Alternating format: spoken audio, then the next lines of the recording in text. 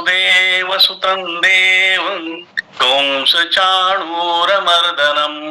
देवकी परमानन्दं कृष्णं वन्दे जगद्गुरुं श्रीकृष्णं वन्दे जगद्गुरुं.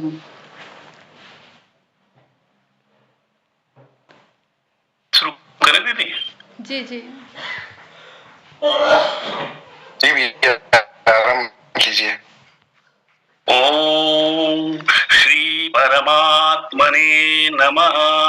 अथ द्वितीयोऽध्यायः. संजय उवाच तन्तता कृप्याविष्टमश्रुपूर्णाकुलेक्षणम् विषिदन्तमिदं वाक्यमुवाच मधुसूदनः. श्रीभगवानुवाच कुतस्त्वाकसमलमिदं विषमे समुपस्थितम् आनार्यजुष्टमस्वर्गमकीर्तिकरमर्जुन क्लैब्यं मार्गमपात नैतत्त्वय्युपपद्यते शूद्रं हृदय दौर्लभ्यं त्यक्तोत्तिष्ठ परन्तप.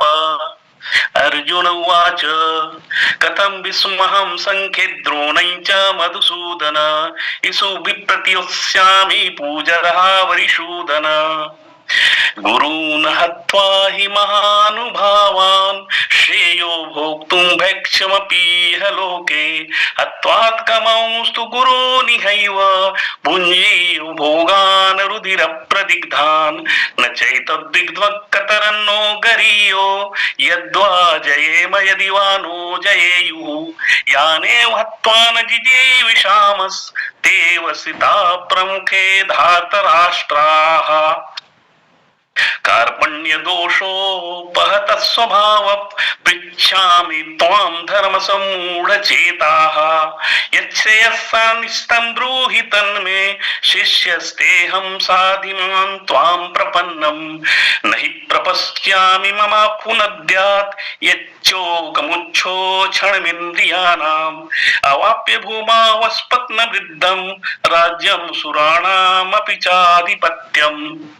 संजय उवाच एवमुक्ता ऋषिकेशं गुडाकेशः परन्तप नयोस्सीति गोविन्दमुक्त्वा तूष्णीं बभूवः. तमुवाच ऋषिकेशः प्रसन्निव भारत सेनयोरुभयोर्मध्ये विषिदन्तमिदं वचः. श्रीभगवानुवाच असोच्यानन्वसोचस्त्वं प्रज्ञावादंश भाषसे गताशून गताशोंश्च नानुशोचन्ति पंडिताः न त्वेवाहि जातन्नासन् न त्वे नेमे जनाधिपाः न चैव न भविष्यामः सर्वे वयमतः परम् देहिनोऽस्मिन् यथा देहे कौमार्यै यौनैः जरा तथा देहान्तर प्राप्तिर्धीरस्तत्र न मुह्यति. मात्रा स्पर्शास्तु कौन्तेय शीतोष्ण सुख दुःखदाः आगमापायुनो नित्यास्तां स्थितिक्षस्व भारत. यं हि न व्यथयन्ति एते पुरुषं पुरुषर्षभ समदुःख सुखं धीरं सोऽमृतत्वाय कल्पते. नासतो विद्यते भावो न भावो विद्यते सतः उभयोरपि दृष्टोऽस्तदर्शभिः अविनाशी तु तद्विद्धि येन सर्वमिदं ततं विनाशमव्यस्यास्य न कश्चित् कर्तुमर्हति. अन्तवन्त इमे देहा नित्यस्योक्ताः शरीरिणः अनाशिनो प्रमेयस्य तस्माद्युध्यस्व भारत. य एनं वेत्ति हन्तारं यश्चैनं मन्यते हतम् उभौ तौ न विजानीतो नायं हन्ति न हन्यते न जायते म्रियते वा कदाचिन् नायं भूत्वा भविता वा न भूयः अजो नित्यः शाश्वतोऽयं पुराणो न हन्यते हन्यमाने शरीरे. वेदा विनाशिनं नित्यं य एनमजमव्ययं कथं स पुरुषः पार्थ कङ्गाते यति हन्तिकं पशौ वासंसि जीर्णानि यथा विहाय नवानि गृह्णाति नरोपराणि तथा शरीराणि विहाय जीर्णान् नन्यानि संयाति नवानि देहि. नैनं छिन्नन्ति वस्त्राणि नैनं दहति पावकः न चैनं क्लेदयन्त्यापो न शोषयति मारुतः अछेद्योऽयमदाह्योऽयमक्लेद्यो शोष्य एव च नित्यः सर्वतस्थाणुरचलोऽयं सनातनः अव्यक्तोऽयं चिन्तोऽयं विकार्योऽयमुच्यते तस्मादेवं विदित्वैनं नानुशोचितुमर्हसि न चैनं नित्यजातं नित्यं वा मन्यसे मृतं तथापि त्वं महाबाहो नैवं शोचितुमर्हसि जातस्य ध्रुवो मृत्युर्मृत्युञ्जनममृतस्य च तस्मात् परिहारेऽर्थे न त्वं शोचितुमर्हसि अवित्तादीनि भूतानि व्यक्तमध्यानि भारत अवित्तनिधनान्येव तत्र का परिदेवना आश्चर्यवत् पश्यति कश्चिदेनम् आश्चर्यवद्वति तथैव चान्यः आश्चर्यवच्चैन मनश्शिनोति श्रुत्वापनेयो वेद न चैव कश्चित् देहि नित्यमवोद्योयन् देहे सर्वस्य भारत तस्मात् सर्वाणि भूतानि न त्वं शोचितुमर्हसि स्वधर्ममपि चावेक्ष्य न विकम्पितुमर्हसि धर्माद्यध्याच्छ्रेयोऽन्यत् क्षत्रियस्य न विद्यते यदृच्छया चोपपन्नं स्वर्गद्वारमपावृतं सुखिनः क्षत्रियः पार्थ लभन्ते युद्धमीदृशम् अथ गच्छतुमिमं धर्म्यं संग्रामं न करिष्यसि ततः सधर्मकीर्तिं च हित्वा पापमवाप्स्यसि अकीर्तिं चापि भूतानि कथयिष्यन्ति तेभ्यां सम्भावितश्चाकीर्तिर्मरणादतिरिच्यते भयाद्रनादु परतं मुह्यन्ते त्वां महारथाः एषां च त्वं बहुमतो भूत्वा यास्यसि लाघवम् अवाच्यवादं च बहुनुपदिश्यन्ति तवाहिताः निन्दन्तस्तव सामर्थ्यं ततो दुःखतरन्नु किम् हतो वा प्राप्यसि स्वर्गं जित्वा वा मोक्षसे महीं तस्मादुत्तिष्ठ कौन्तेय युद्धाय कृतनिश्चयः सुख दुःखे समे कृत्वा लाभालाभौ जयाजयौ ततो युद्धाय व्यक्षस्व नैनं पापमवाप्स्यसि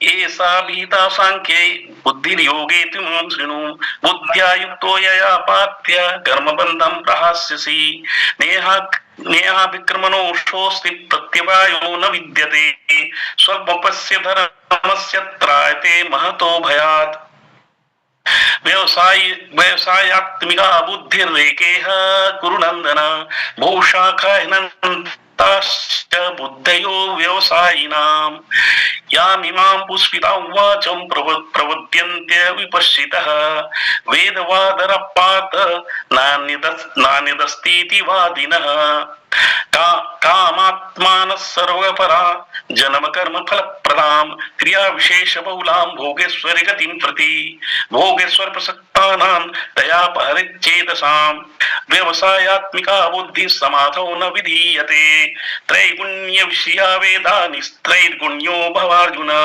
निर्द्वन्द्वो नित्यसत्त्वस्थो निर्योगक्षेम आत्मवान् यावानर्थ उदपाने सर्वतः सम्प्लुतोदके तावान् सर्वेषु वेदेषु ब्राह्मणस्य विजानतः कर्मण्येवाधिकारस्ते मा फलेषु कदाचन मा कर्मफल हेतुर्भुर्मा ते संगोस्त्वकर्मणि योगस्थः कुरु कर्माणि सङ्गं त्यक्त्वा धनञ्जय सिद्ध सिद्ध्यो समो भूत्वा समत्वं योग उच्यते दूरेण ह्यवरं कर्म बुद्धियोगात् धनञ्जय बुद्धौ शरणमन्विच्छ कृपणा फलहेतवः बुद्धियुक्तो जहातीह उभे सुकृत दुष्कृते तस्माद्योगाय युज्यस्व योगः कर्मसु कौशलम् कर्मज बुद्धियुक्ता हि फलं त्यक्त्वा मनीषिणः जन्मबन्ध विनिर्मुक्ता पदं गच्छन्ति नामयम्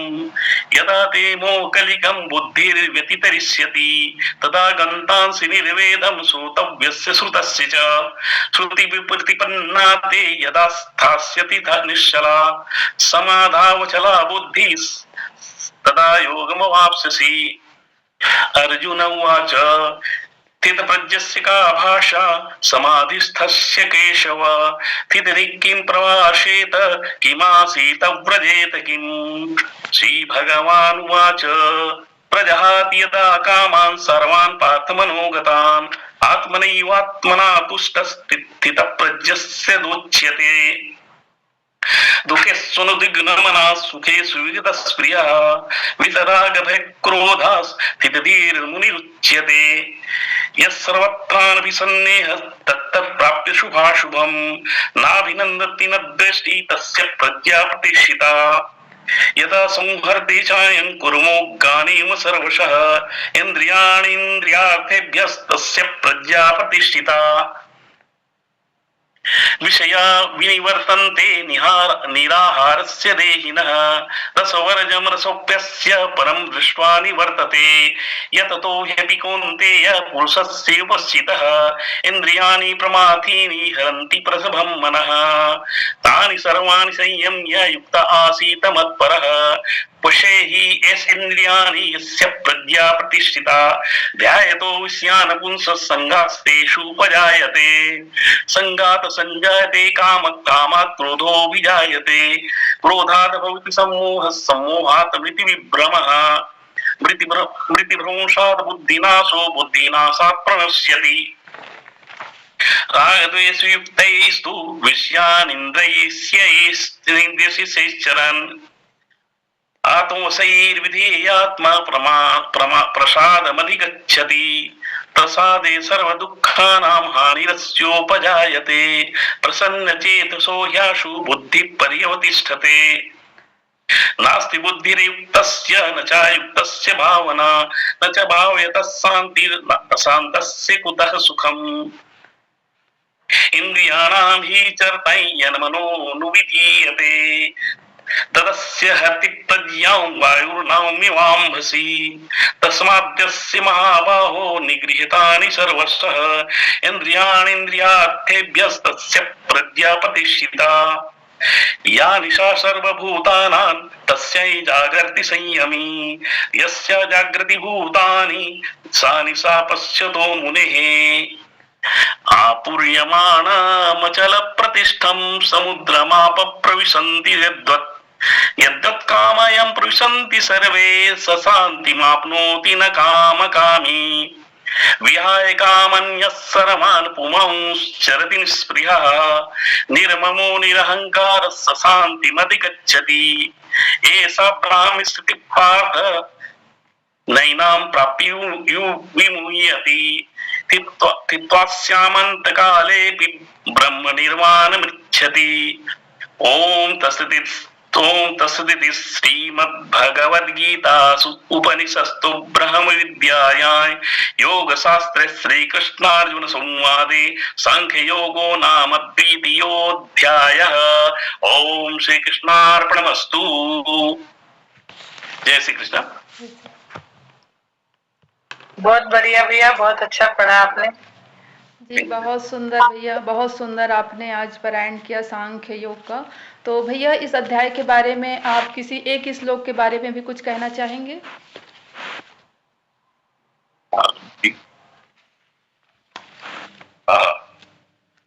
कुमार भैया हमारे भिलाई से हैं और वैसे तो व्यवसाय से इंजीनियर हैं जो कि रिटायर्ड हो गए हैं विभाग से।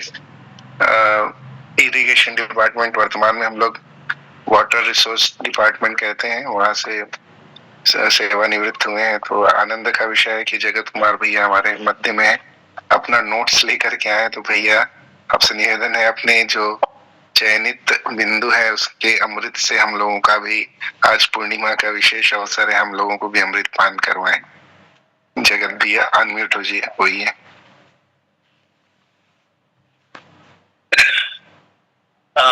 वैसे तो यह अध्याय बहुत ही क्लिष्ट है, मधुर है, और इसके बारे में कुछ बताना हम तो अल्पबुद्धि वाले हैं, ज्यादातर संभव नहीं होगा, क्योंकि थोड़ा सा मैं बताने की कोशिश करूंगा, प्रयास करता हूं। मैं तुझे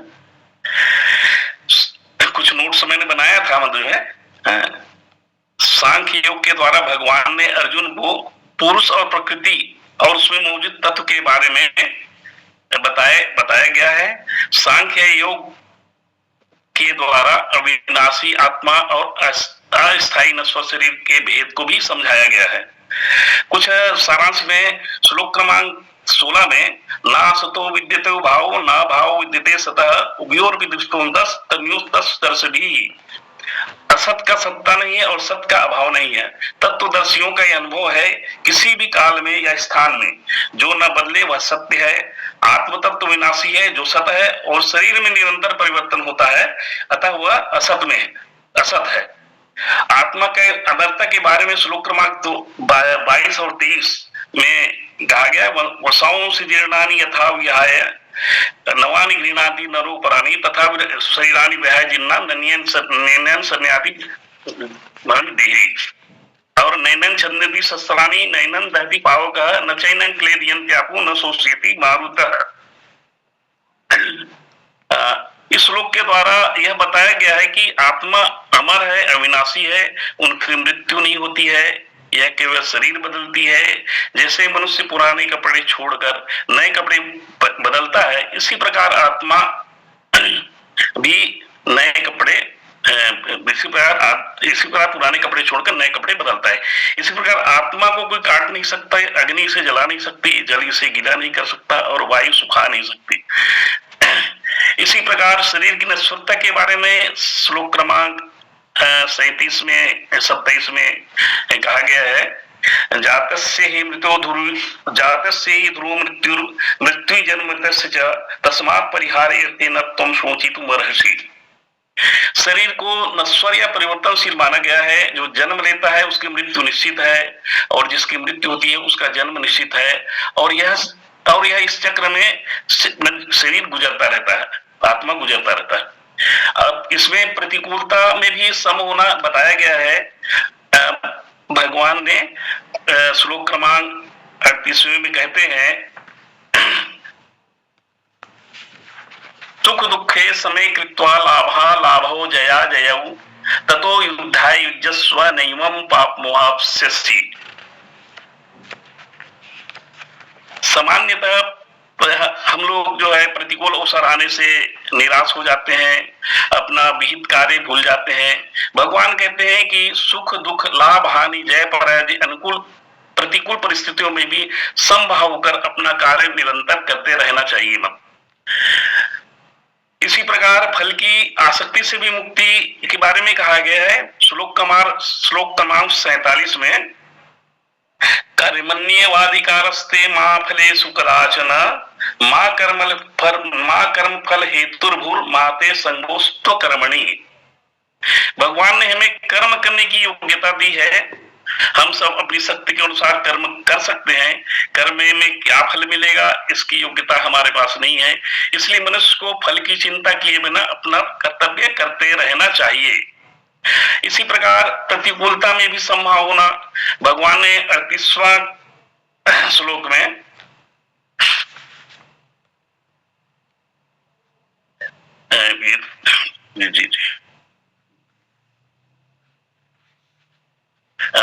इसी प्रकार से आसक्ति के में अभाव होना चाहिए, ऐसा कहते हैं भगवान मध्य श्लोक क्रमांक 62 और 63 में। ध्याय तो विषयान पुंसास ध्याय तो विषयान पुंसस संघस्तेषु जायते संगात संजायते कामक कामात क्रोधो भी जायते क्रोधात भवति सम्मोहः सम्मोहात मृति विभ्रमः मृत्यु भ्रंशात विध्वनाशो बुद्धिनाशात प्रणश्यति।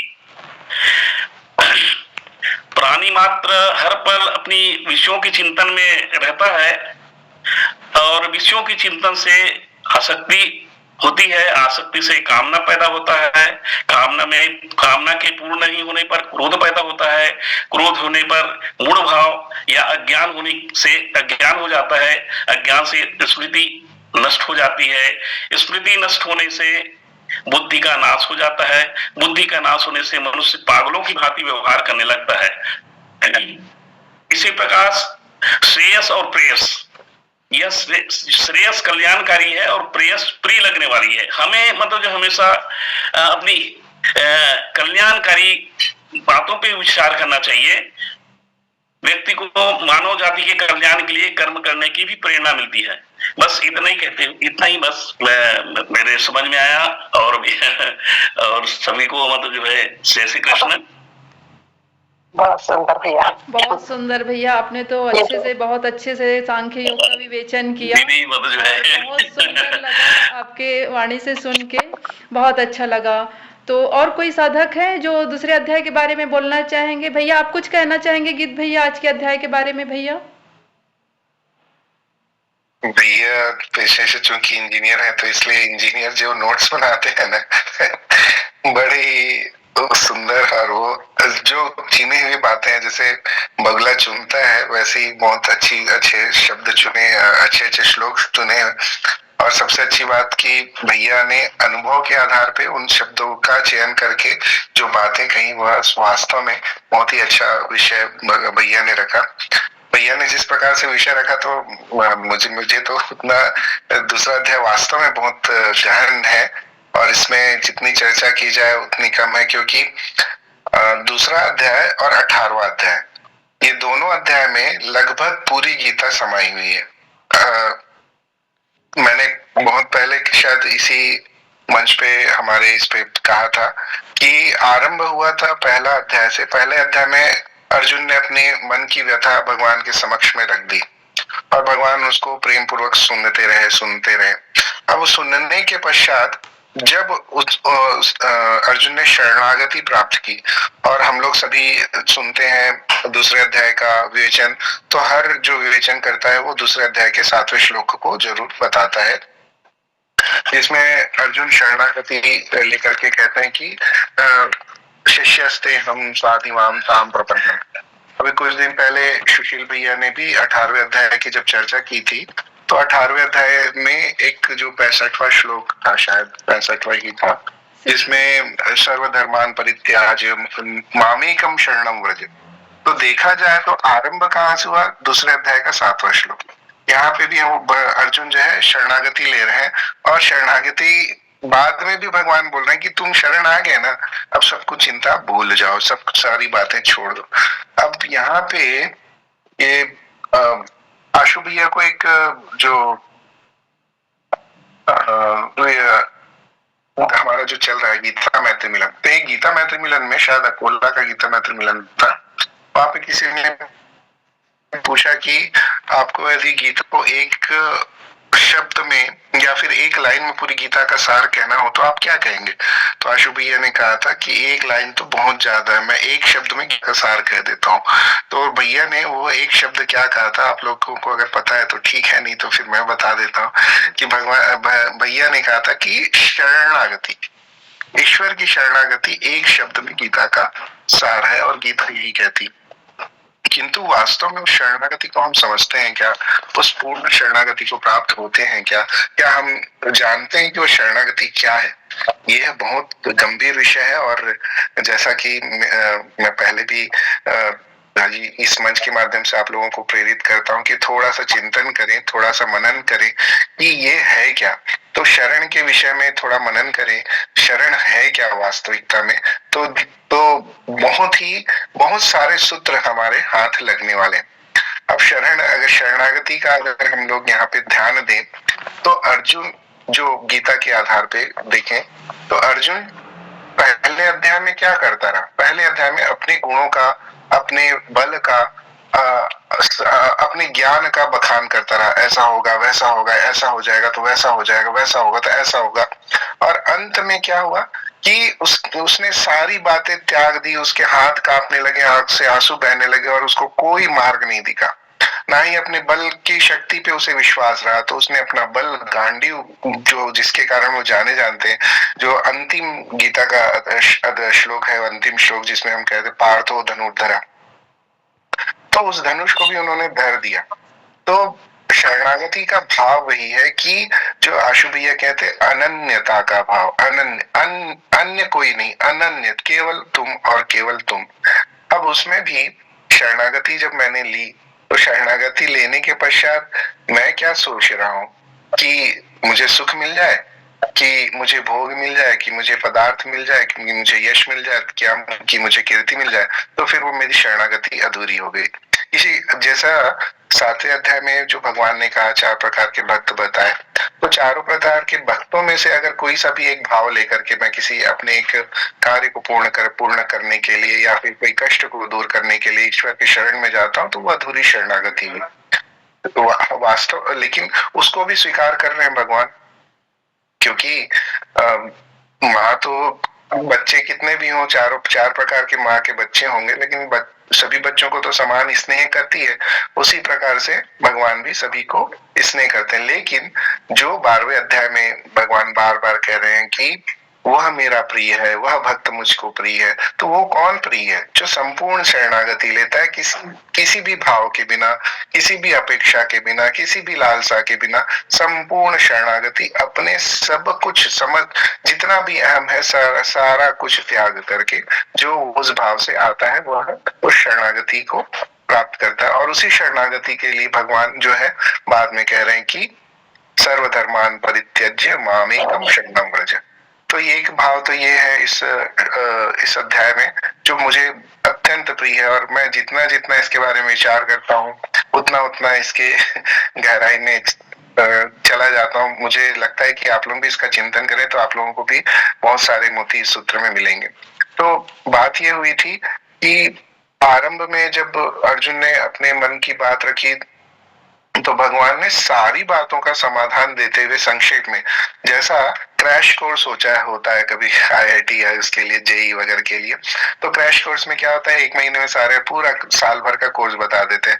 तो दूसरा अध्याय एक प्रकार से क्रैश कोर्स ही समझना चाहिए, क्योंकि इसमें देखेंगे ना तो आरंभ में जैसा भैया ने बताया सांख्य योग अर्थात आत्म संबंधी विषय, हमारा जो आत्मा है उसके अविनाशी तत्व का वर्णन सांख्य योग करता है। तो सांख्य योग के श्लोक 30-32 ऐसा कुछ श्लोक तक सांख्य योग की व्याख्या होती है।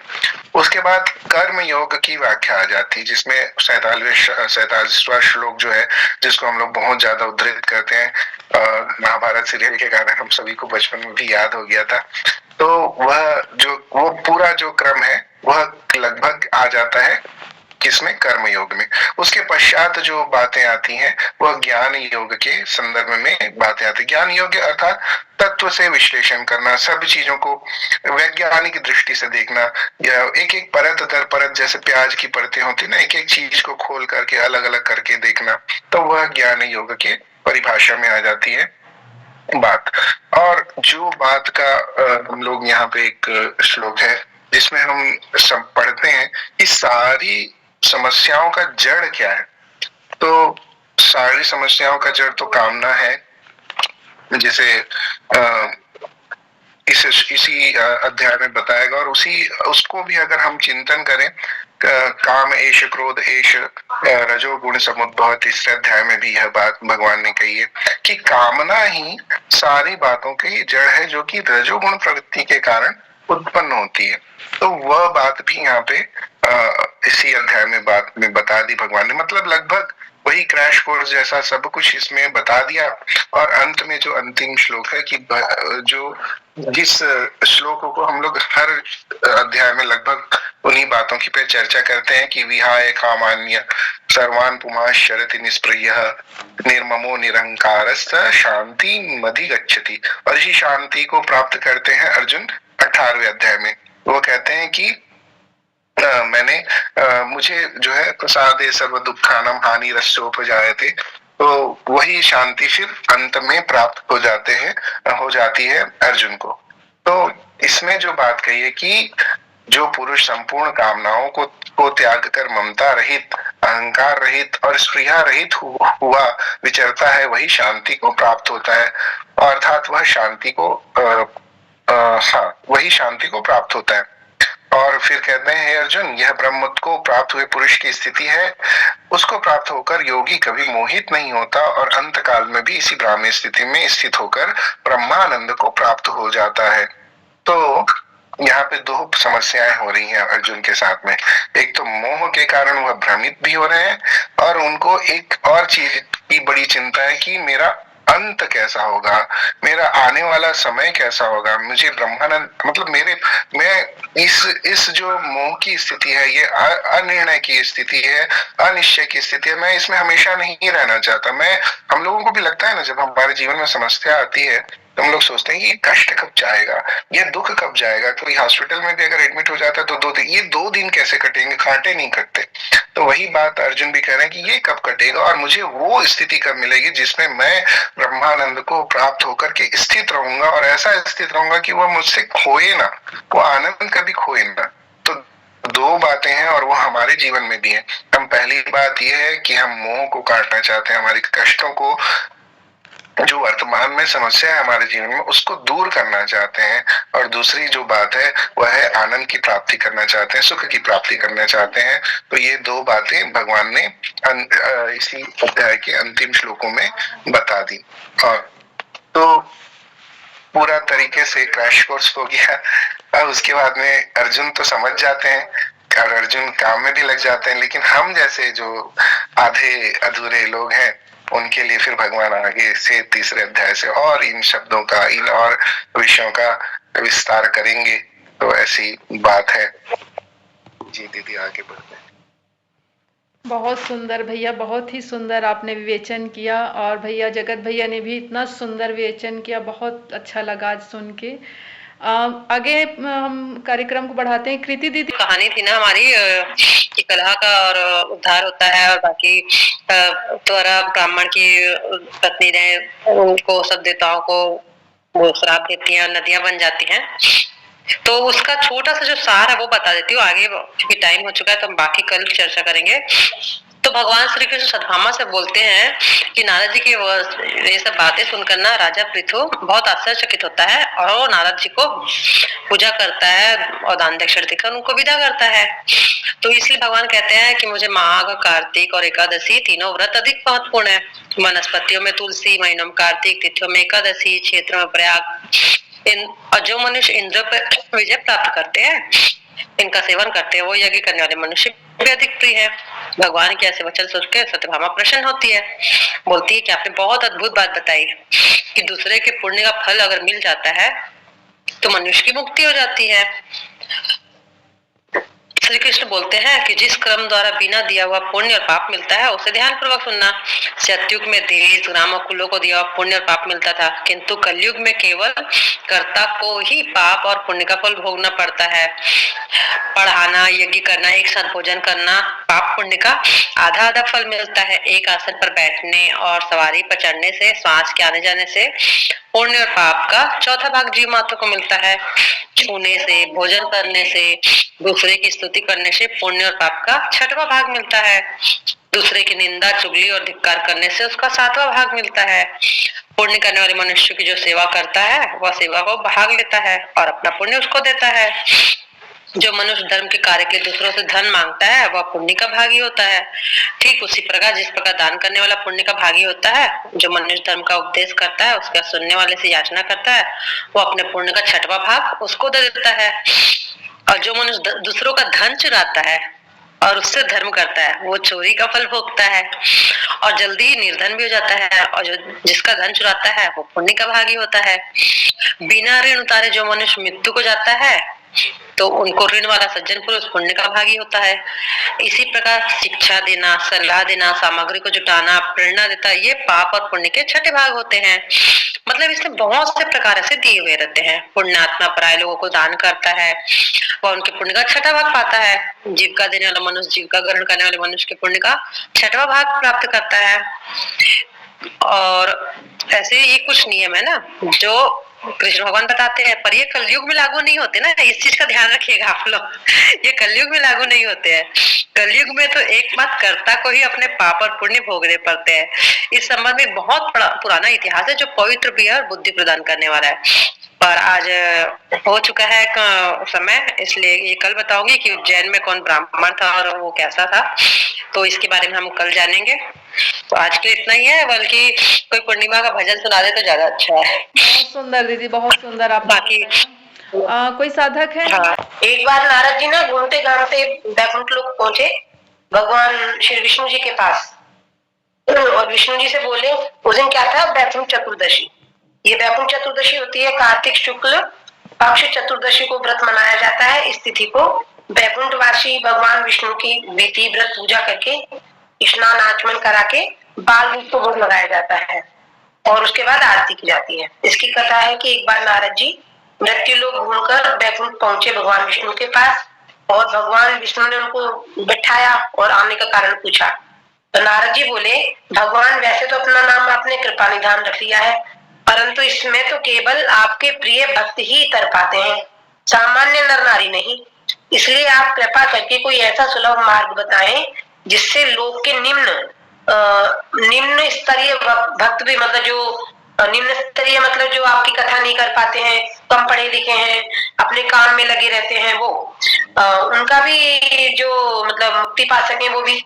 तो इस पर भगवान बोले, हे नारद सुनो, कार्तिक शुक्ल पक्ष चतुर्दशी को जो नर नारी व्रत का पालन करते हुए श्रद्धा भक्ति से पूजा करेंगे उनके लिए साक्षात स्वर्ग होगा।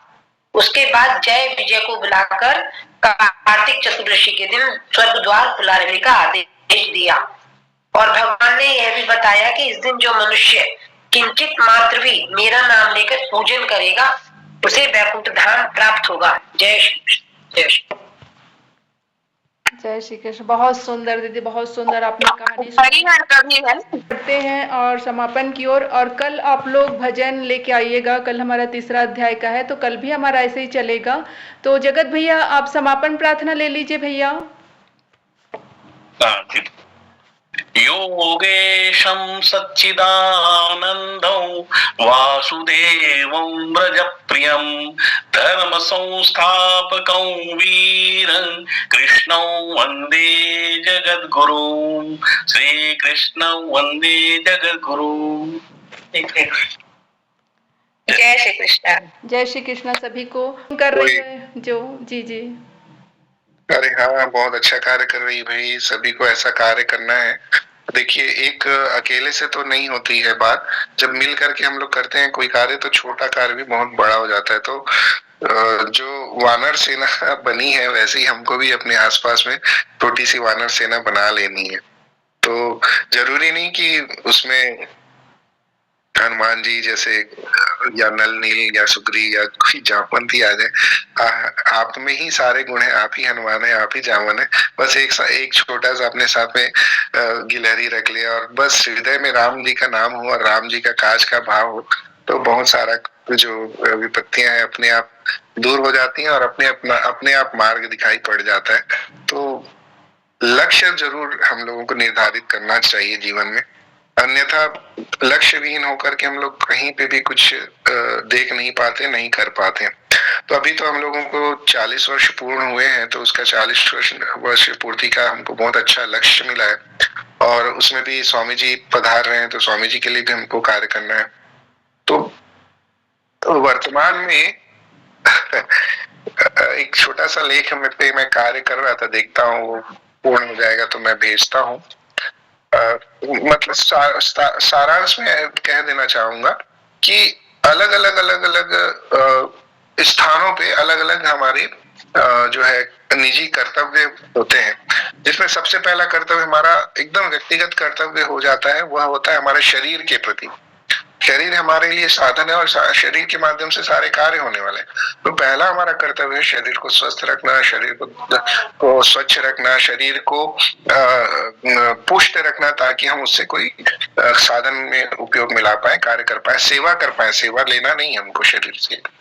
फिर दूसरा फिर है शरीर के पश्चात हमारा परिवार के लिए हमको कार्य करना है, परिवार के प्रति हमारे जो जिम्मेदारी है उसके लिए कार्य करना है। फिर तीसरा हमारा जो हमारे कर्म योग के से संबंधित है, हम जिस भी क्षेत्र में कार्य करते, गृहिणियां तो उनका घर का काम है, हम व्यवसायी हैं तो व्यवसाय का काम है, बिमलेश्वर भैया जैसे और मेरे जैसे हम लोग जो जुड़े हुए हैं तो हमको ऑफिस देखना है, हमारे ऑफिस के जो भी ऊपर नीचे के लोग हैं उनको कार्य संभालना है। फिर इसके ऊपर और हम जाते हैं तो हमारा कुटुंब जो है वह कार्य करता है। कुटुंब अर्थात हमारे परिवार से जुड़े हुए और भी जो परिवार है समग्र, उसके प्रति कार्य करना होता है।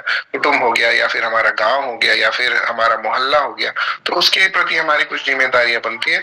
उसके ऊपर और जब हम जाते हैं तो हमारा राष्ट्र, हमारा प्रदेश, उसके प्रति हमारी जिम्मेदारी बनती है। और इसके भी ऊपर हम लोग विस्तार करें तो जो स्वामी जी ने कहा है कि सर्वभूत ही तेरा है, पंचभूत, तो पंचभूत को हमको हमारी जो भी जवाबदारी है उसके प्रति हमको अपना कार्य करना है। तो इस प्रकार से सभी के लिए हमको हमारी जिम्मेदारियां निश्चित है। अब इस जिम्मेदारियों में जितना हम विशाल दृष्टि रखेंगे, जितना ऊपर हम यदि प्रदेश का हम अगर विचार रखेंगे तो हमारा कुटुंब के स्तर के, हमारे समाज के स्तर के, हमारे व्यक्तिगत स्तर की जिम्मेदारियां हमको बड़ी छोटी लगने लगेंगी, नगण्य लगने लगेंगी। और देखा जाए तो वही कभी कभी क्या होता है, अरे मेरा तो आज तबीयत ठीक नहीं है, आज तो मेरा पैर दर्द दे रहा है, आज तो मेरा पेट दर्द दे रहा है। लेकिन जब कभी जैसे वंदना दीदी को हम लोगों ने जिम्मेदारी दे दी कि 8 बजे हमको ऑनलाइन की क्लास आरंभ करनी है, तो 8 बजे तक आप सारी गतिविधियां, चाहे पैर दर्द हो, चाहे हाथ दर्द हो, चाहे कुछ भी हो, लेकिन 8 बजे हमको बैठना है, स्क्रीन के सामने हमको ये करना है। तो थोड़ी देर के लिए जब हम बड़ा लक्ष्य रखते हैं तो हम छोटे मोटे जो दुविधाएं वो स्वतः ही दूर हो जाती हैं। दूर क्या होती है, हम उसके शक्ति आ जाती है उससे लड़ने की। तो समस्याएं तो जीवन में बहुत कुछ है, लेकिन उनसे लड़ने के लिए शक्ति जो है वह कहाँ से आएगी, तो वह भी यहीं से आने वाली। तो इसलिए लक्ष्य बड़ा करें, अपना जो विस्तार करने के लिए स्वामी जी ने कहा है अपने आप को विस्तारित करें, कूप मंडूक ना बने।